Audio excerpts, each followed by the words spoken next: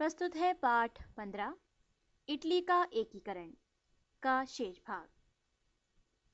Italy प्रायद्वीप का Catholic मतावलंबी वर्ग दो राज्यों के बीच छिड़े हुए युद्ध को देखकर आश्चर्य में पड़ गया तथा घबरा गया। उसने यह स्पष्ट कर दिया कि वो पिडमोंट की सहायता नहीं करेगा। ऑस्ट्रिया निवासियों पर विजय प्राप्त हो जाने के बाद लोम्बार्डी, वेनेशिया, पार्मी और मेडोना में जनमत संग्रह किया तथा इन सभी क्षेत्रों के निवासियों ने पिडमोंट में मिल जाने के पक्ष में अपना मत दिया। रूढ़िवादियों तथा मैज़िनी के गणतंत्र वालों ने विरोध किया। इन गणतंत्रवादियों ने राजतंत्र के अधीन इटली के एकीकरण को कभी पसंद नहीं किया था। 1 दिसंबर 1848 से जुलाई 1849 तक पोप के अधीन राज्यों का रोम के अंतर्गत एक प्रजातंत्र राज्य के रूप में संगठन हो गया। पोप भाग गया तथा नया संविधान तैयार करने के लिए एक संविधान परिषद के लिए चुनाव हुए। मैजीनी के नेतृत्व में 3 आदमियों के हाथ में सरकार का कार्य सौंप दिया गया। गैरिबाल्डी 1807 से 82 सेना के चार्ज में था। पोप ने सभी कैथोलिक मतावलंबी देशों में से सहायता की अपील की। फ्रांस इस पर शीघ्र ही तैयार हो गया। फ्रांस की सेनाओं ने रोम को घेर लिया तथा अपने कब्जे में कर लिया। मैजीनी तथा गैराबाल्डी देश के बाहर भाग गए। 1848 में नेपल्स के फर्डिनेंड द्वितीय ने नेपल्स व सिसिली में स्वतंत्रता संघर्ष को कुचल दिया और मार्च 1849 में ऑस्ट्रिया वालों ने पिडमोंट से बदला दिया तथा रूडोटेजिगी की कमांड में उनकी सेना पिडमोंट में प्रवेश कर गई तथा नोवेरा में चार्ल्स अल्बर्ट की सेना को पराजित किया। चार्ल्स अल्बर्ट, जो गर्व के साथ कहा करता था इटली अपनी स्वयं रक्षा करेगा, ने अपने पुत्र विक्टर इमैनुअल द्वितीय को पक्ष में गद्दी छोड़ दी और थोड़े समय बाद ही अत्यंत निराशा और दुखी में स्वयं मृत्यु को प्राप्त हुआ। ऑस्ट्रिया की सेना ने टुस्कैनी पर कब्जा कर लिया तथा वेनिस पर तब तक हमला करती रही जब तक उसने हथियार नहीं डाल दिए। 1849 के मध्य तक इटली में सभी क्रांतियां कुचल दी गई। क्रांतियों के ध्वज विशेष जो एकमात्र महत्वपूर्ण वस्तु बच गई वो चार्ल्स अल्बर्ट द्वारा अपनी प्रजा को दे दिया गया उदार संविधान था। अल्बर्ट के पुत्र ने मॉडरेटों और राष्ट्रवादियों ने उसे कार्यान्वित कराने के लिए अपील की। उसकी अपील पर कार्य करने वालों में एक बहुत विद्वान व्यक्ति कैवूर था।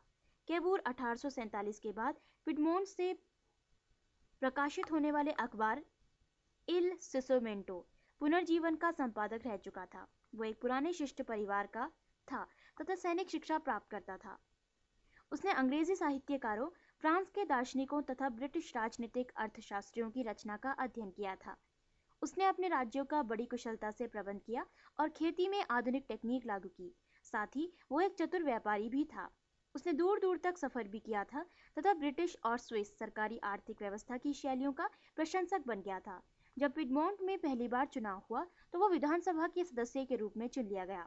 2 बरस बाद 1850 में वो मंत्रिमंडल का सदस्य भी हो गया। 1852 में नामांकित प्रधानमंत्री भी हो गया तथा उदारवादिता की दिशा में उसने कई सुधार किए, जैसे प्रेस की स्वतंत्रता, कार्यकारिणी और विधानसभा को अलग करना, न्यायपालिका की स्वतंत्रता, चर्च और राज्य को अलग अलग करना और स्वतंत्र आर्थिक व्यवस्था। देश में पूर्ण प्रजातंत्र स्थापित होने के पूर्व वो इन सुधारों को आवश्यक समझता था। वो पूरे इटली प्रायद्वीप के एकीकरण के पक्ष में नहीं था, केवल उत्तरी और मध्य इटली के एक भाग को एक में मिलाने के पक्ष में था। ये पिडमोंट की अधीनता में केंद्रीय राज्य की एक इकाई के रूप में होता। विदेशी सहायता से लोम्बार्डो और वेनिस से ऑस्ट्रिया को निकाल बाहर किया जाता। जब पिडमोंट का विक्टर इमैनुअल द्वितीय और कैवूर के अधीनत्व में एक लिबरल स्टेट के रूप में विकास हो गया तो वो इटली के अन्य राज्यों से निकाले गए राजनीतिक कैदियों के लिए शरण पाने का एक स्थान बन गया। 1948 के उत्तर में राष्ट्रवादियों को इटली के एकीकरण के लिए नई योजनाएं सोचनी पड़ी। जिन लोगों ने पोप के अधीनत्व में इटली के एकीकरण की आशा की थी उनको इस विकल्प पर 1856 तक कोई आस्था नहीं रही। 1848 में राजशाही राज्य संघ के समर्थक असफल हो गए थे और गणतंत्री राज्य संघ के समर्थक 1849 में रोम, फ्लोरेंस और वेनिस के प्रतिनिधियों के बीच संपर्क स्थापित नहीं कर सके। 1857 ईस्वी में इटालियन राष्ट्रीय समिति कायम हुई जिसके मुनिन अध्यक्ष मानन और गैरिबाल्डी उपाध्यक्ष बने। इस समिति को पिडमोंट में तो कार्य करने के लिए आज्ञा मिल गई, किंतु दूसरे राज्यों में इसके कार्यों पर प्रतिबंध लगा दिया गया। तब भी प्रतिबंध लग जाने के बाद भी इसके सदस्यों की संख्या बढ़ती ही गई। नए राष्ट्रवादियों का नारा हो गया, विक्टर इमैनुअल के अधीन एकताबद्ध इटली। यद्यपि विक्टर इमैनुअल कैबूर के बारे में ऊंचे विचार नहीं रखता था, तथापि कैबूर पिडमोंट को पुनर्गठित करने तथा उसे आधुनिक बनाने में सफल हो गया। चर्च का अधिकार धीरे धीरे मंद पड़ जाने के कारण सामंतशाही खत्म कर दी गई, व्यापार को प्रोत्साहन मिला तथा पिडमोंट की सेना को सुचारू रूप से सुदृढ़ किया गया।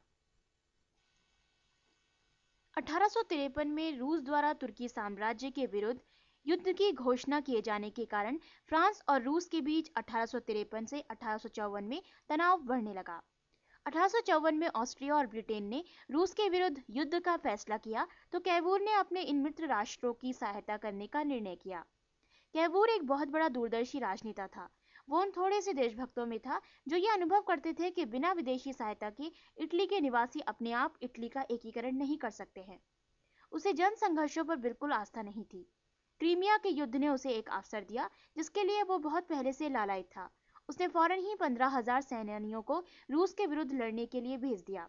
यद्यपि इस प्रकार युद्ध में सहायता देना एक तरह से इटली के असली शत्रु ऑस्ट्रिया का साथ देना था, तथापि वो इस प्रकार के किसी अस्थायी कलंक से परेशान नहीं हुआ, क्योंकि इससे अधिक मूल्यवान भविष्य की वो आशा करता था। युद्ध में ला मारमोरा के योग्य कमांड में इटली के सिपाहियों ने अपने वीरतापूर्ण कारनामों से थेरमाया नदी के किनारे पर 15 से 16 अगस्त 1856 में बहुत प्रशंसा की। कैबूर अपने लक्ष्य में सफलता प्राप्त करता जा रहा था। क्रीमिया के युद्ध में भाग लेकर उसने एक प्रकार से इटली के एकीकरण का मार्ग तैयार कर लिया था।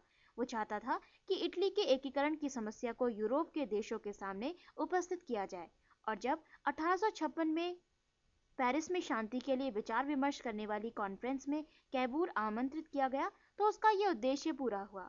वो फ्रांस के सम्राट और ब्रिटेन के प्रतिनिधियों से बराबरी से मिला। मार्च 1856 में पेरिस के शांति पत्र पर हस्ताक्षर हो जाने के बाद नेपोलियन तृतीय ने पेडमोंट द्वारा क्रीमिया के युद्ध में जो वीरता के साथ सहायता दी थी उसका बदला चुकाने का फैसला किया। सन 1848 की जुलाई 21 को पूर्वी फ्रांस में स्थित प्लोम बेरेरे में एक मीटिंग में जो दोनों के बीच गुप्त रूप में हुई थी या अचानक हो गई थी, नेपोलियन तृतीय ने कैबूर के सामने कुछ सुझाव रखे। वो ये थे कि अगर कैबूर ऑस्ट्रिया को पिडमोंट सार्डिनिया पर हमला करने के लिए तैयार कर सके तो वो पिडमोंट सार्डिनिया की सहायता करेगा तथा इस प्रकार उत्तरी इटली में लोम्बार्डी, पिडमोंट, सार्डिनिया और वेनिशिया को मिलाकर एक राज्य स्थापित हो सकेगा। टस्केनी और चर्च के अधीन राज्यों के एक बड़े भाग को मिलाकर एक राज्य संघ बनाया जा सकेगा जिसका अध्यक्ष होगा पोप तथा विक्टर इमैनुअल की 15 वर्षीय पुत्री क्लोथेल्डे के साथ नेपोलियन का चचेरा भाई राजकुमार जेरोमो बोनापार्ट विवाह करेगा और फ्रेंच बोलने वाले जिले नाइस और सेवाय फ्रांस को दे दिए जाएंगे। नेपोलियन ने यह विश्वास दिलाया कि इस स्कीम में रूस, ग्रेट ब्रिटेन और प्रशिया कोई दखल नहीं देंगे। होने वाले संघर्ष में ऑस्ट्रिया को आक्रामक साबित करने के लिए कैबूर ने ऑस्ट्रिया द्वारा शासित इटली के कई भागों में स्थानीय संघर्ष पैदा करने के लिए तरकीबें चलाईं। 1859 के आरंभिक काल में पिडमोंट सार्डिनिया की सेनाओं को गतिशील भी कर दिया गया। इससे ऑस्ट्रिया क्रुद्ध हो गया। उसने 23 अप्रैल 1859 को पिडमोंट सार्डिनिया को अपना अंतिम निर्णय अल्टीमेटम के रूप में भेजा कि वो अपनी सेनाओं को फौरन आगे बढ़ने से रोक दे। इस पर कैबूर ने खुशी के साथ घोषणा की कि अब पांसा पड़ गया है और नए इतिहास का निर्माण हो गया है। कैबूर ने ऑस्ट्रिया पर हमला कर दिया। नेपोलियन को 23 अप्रैल को मजबूरन ऑस्ट्रिया के विरुद्ध युद्ध की घोषणा करनी पड़ी। परिणाम स्वरूप फ्रांस और सार्डिनिया की सेनाओं को मोंटेबेली, फ्लेस्टो और मगेंटा में 4 जून तथा साल्फेरिनो को 24 जून को लगातार विजय प्राप्त हुई। 16 से 19 अक्टूबर में होने वाला लेप्जिग के युद्ध के बाद इस युद्ध की कड़ी की आखिरी लड़ाई सबसे अधिक भयंकर हुई। 7 जुलाई को नेपोलियन और विक्टर इमैनुअल मिलान में प्रवेश कर गए, लेकिन कैबूर को इस बात से कड़ा धक्का लगा जब कैबूर से बिना सलाह किए हुए नेपोलियन ने 11 जुलाई को विला फ्रांका में ऑस्ट्रिया के साथ संधि पत्र हस्ताक्षर करने का निर्णय किया। इसके अनुसार वेनिस ऑस्ट्रिया को अपने अधिकार में रखने की इजाजत मिल गई। उसे केवल लोम्बार्डी, पिडमोंट, सार्डिनिया को देना पड़ा। ऑस्ट्रिया के ड्यूक गण टस्कानी और मेडोना में शासन करते रहेंगे तथा पोप के अधिकार क्षेत्र के राज्यों में कोई परिवर्तन नहीं होगा। नेपोलियन के इन कदमों को उठाने के लिए कई कारण थे। वो अपनी कैथोलिक प्रजा से डर गया था, यहाँ तक कि ब्रिटेन और रूस से भी प्रतिरोध करने की शंका करने लगा था। इसके अतिरिक्त वो एक ऐसा व्यक्ति था जो अपने मित्र को उसी हद तक सीमित सहायता देना पसंद करता था जिस हद तक मित्र उसका आपत्तिजनक विरोधी न बन सके। संधि पत्र के आधार पर जो संशोधन हुए ये उनमें भी था कि फ्रांस को सेवाएं या नाइस पर अपना हक उठा देना होगा। इस सबके हो जाने के कारण कैबूर ने अत्यंत निराश होकर प्रधानमंत्री के पद से इस्तीफा दे दिया। इधर नेपोलियन के युद्ध से अलग हो जाने के कारण पिडमोंट सार्डिनिया के लिए युद्ध समाप्त कर देने के लिए कोई चारा नहीं रह गया। 10 नवंबर 1859 की संधि के आधार पर युद्ध अधिकृत रूप से समाप्त कर दिया गया था। पिडमोंट सार्डिनिया को अपने क्षेत्र में लोम्बार्डी को मिला लेने की इजाजत मिल गई। नेपोलियन तृतीय ने ऑस्ट्रिया के साथ अलग एक संधि पत्र पर हस्ताक्षर कर दिए। कैबूर ने इटली के एकीकरण की जो योजना बहुत सावधानी के साथ तैयार की थी वह अचानक ध्वंस हो गई। यद्यपि इटली के एकीकरण का काम कुछ समय के लिए रुक जरूर गया था, तथापि वो खत्म नहीं हुआ। इटली में जगह जगह पर जो उत्तेजनापूर्ण विस्फोट हुए थे वो तूफान के रूप में उमड़ पड़े थे। इटली के कई राज्यों में राष्ट्रीय भावनाएं अपनी अभूतपूर्व ऊंचाइयों पर पहुंच गई थी। मेडोना, परमा, टुस्कानी में, यहाँ तक कि पोप के अधिकार क्षेत्र में स्थित रोमाग्ना में भी क्रांतियां उमड़ पड़ी। इनके अतिरिक्त घटनाओं ने एक और सुखद मोड़ ले लिया। गणतंत्रवाद में उत्साहपूर्ण आस्था रखते हुए भी गैरीबाल्डी ने युद्ध के समय कैबूर की सहायता की। उसने एक स्वयं सेवक दल का संगठन किया जिसने युद्ध में बड़ा शानदार काम किया। युद्ध के समाप्त होने के बाद इटली के एकीकरण के बारे में जो उसका उत्साह और जोश भरा इरादा था वो फिर से दुगना हो गया। वो इस निर्णय पर पहुंचा कि गणतंत्रवाद से अधिक इटली देश प्यारा है। कैबूर का काम जो पूरा नहीं हुआ है वो जितनी जल्दी पूरा हो जाए उतना अच्छा है। इटली निवासियों के हृदय में गैरीबाल्डी की मूर्ति एक वीर पौराणिक न्याय के शासन समान थी, क्योंकि उसके द्वारा किए गए वीरतापूर्ण कारनामे अब भी उसके मस्तिष्क में ताजा थे। उन्हें यह पूर्ण आशा थी कि इटली के एकीकरण का काम जिसे कैबूर पूरा नहीं कर पाया था उसे गैरीबाल्डी अवश्य पूरा करेगा, चाहे वो सेवाए परिवार का राजतंत्र के तत्वावधान में क्यों न हो। लोगों को उस पर बहुत विश्वास था। बहुतों को तो यहाँ तक कि विश्वास था कि देश के नेतृत्व करने के लिए ईश्वर ने उसे भेजा है, अतः उसे पूरी सहायता देनी चाहिए।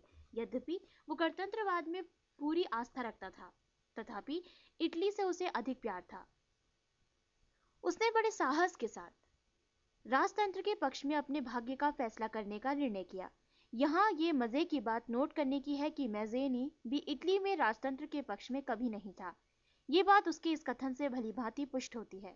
मैं दुख के साथ राष्ट्रीय इच्छा के सामने सर झुकाता हूँ, लेकिन राजतंत्र मुझे अपने सेवकों या अनुयायियों के रूप में कभी याद नहीं करेगा। दूसरी ओर एक बार जब गैरीबाल्डी इस बात का पूरी तरह कायल हो गया कि इटली का एकीकरण शीघ्र ही सेवाएं परिवार के द्वारा पूरा हो सकेगा, तो शीघ्र ही इसके पक्ष में कार्य करने के लिए तैयार हो गया। उसने अनुभव किया कि वो दक्षिण में अधिक सफल हो सकेगा, अतः उसने शीघ्र ही एक सहस्त्र का अभियान चालू कर दिया। उसका अगला लक्ष्य नेपल्स था। 1860 में उसने 1000 अनुयायियों के समुदाय को एकत्रित किया जो बहुत खराब सज्जा में थे। उनके पास निम्न कोटि के हथियार थे तथा उनकी लाल कमीजें और हैट बुरी हालत में थे। जिनेवा से वो चुपचाप गुप्त रूप से अपना जहाजी बेड़ा लेकर चल दिया तथा मार्साला सिसिली के पश्चिम भाग में 11 मई 1860 को उतर पड़ा। जब वो सिसिली में उतरा तो उसने पाया कि एक अंग्रेजी बेड़ा उसकी सहायता के लिए वहां खड़ा था। अंग्रेजों की ये उदार सहायता इटली के एकीकरण के लिए वरदान सिद्ध हुई। अंग्रेजों का बेड़ा अन्य विरोधी विदेशी सत्ता को दखल देने से रोके हुए था। बहुत सी महान बाधाओं के बावजूद पक्के इरादे के साथ उसने सिसिली पर विजय प्राप्त कर ली तथा प्लेबा में भी प्रवेश कर गया। वो विक्टर इमैनुअल के नाम पर अपने को अधिनायक घोषित कर दिया। वो एक सहस्त्र लाल कमीज वालों के वीरतापूर्ण कारनामों के कारण इटली निवासियों में एक छोर से दूसरी छोर तक खुशी की लहर फैल गई। उनकी इस फौज में 4000 सैनिक हो गए थे। उनको साथ लेकर वो नेपल्स की ओर चल दिया, जहाँ के निवासियों ने उसका हार्दिक स्वागत किया। यहाँ तक कि नेपोलियन की सेना के एक बड़े भाग ने भी अधीनता स्वीकार कर ली। इस तरह सैनिकों की संख्या बढ़ जाने के कारण उसने वॉल्टेने में नेपोलियन की बची कुची सेना को, जिसका नैतिक स्तर बहुत गिर गया था, बड़ी बुरी तरह पराजित कर दिया।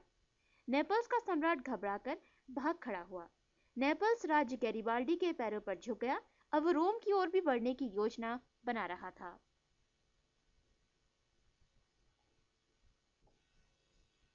इस बीच कैबूर, जिसे लोगों ने प्रधानमंत्री का काम संभालने के लिए राजी कर लिया था, गैरिबाल्डी की साहसपूर्ण धमकी से डर गया था तथा शंकित हो उठा कि यदि गैरिबाल्डी रोम की ओर जाने में सफल हो गया तो फ्रांस अवश्य उसका शत्रु हो जाएगा। कैबूर इस अनिवार्य निर्णय पर पहुंच गया था कि पिडमोंट सार्डिनिया को ही नेपल्स से जीते हुए क्षेत्र पर अधिकार करने की जिम्मेदारी मिले।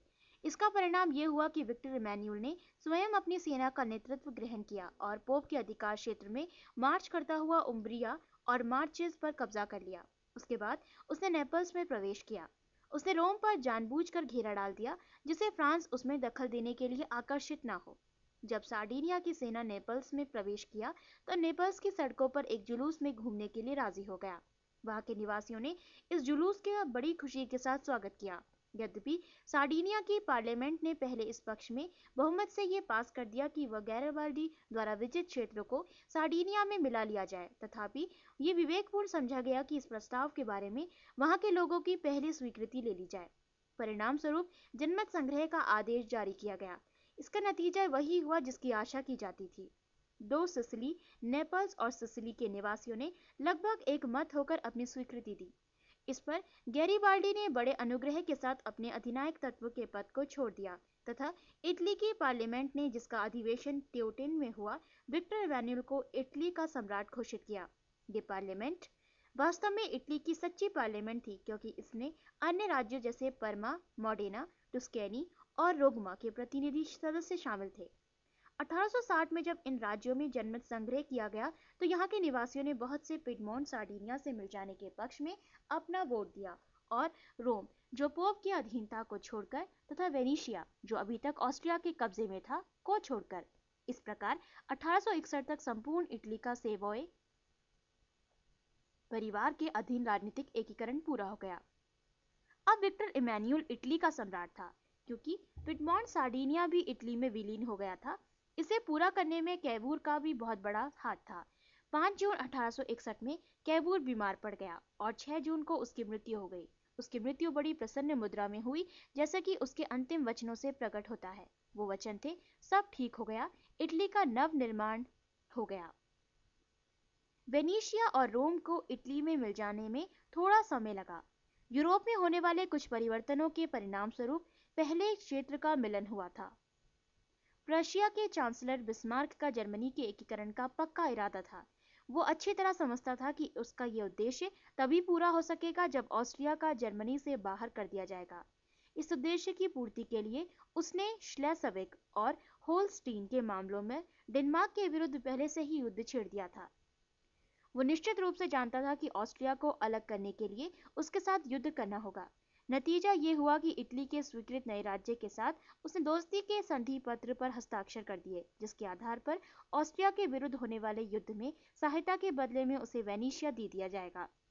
बिस्मार्क ने फ्रांस को इस मामले में तटस्थ बनाए रखने के लिए मुआवजे के रूप में कुछ देने के लिए कई अनिश्चित वायदे किए। 1863 में उसने रूस को अभी अपना साथ मिला लिया था। जब उसे यह सुनिश्चित हो गया कि दो मोर्चों पर उसे नहीं लड़ना पड़ेगा, तो उसने ऑस्ट्रिया हंगरी के विरुद्ध युद्ध छेड़ दिया तथा जर्मनी की युद्ध मशीन ने 3 जुलाई 1866 में सदोवा पर हैब्सबर्ग की सेना को बुरी तरह पराजित किया। जैसा वादा हुआ था, इटली वालों को वेनिशिया मिल गया।